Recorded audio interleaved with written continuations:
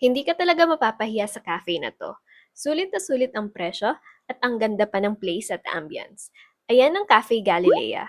Pumunta tayo sa kanilang main branch sa 1163 General Alejo G. Santos Highway, Bustos, Bulacan.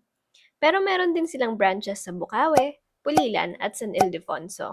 Ilang beses na kaming bumalik dito at ang dami na naming natikman, gaya ng kanilang steak, bulalo kare-kare, chicken ala king, fish and fries, chicken wings, at syempre ang kanilang classic supreme nachos.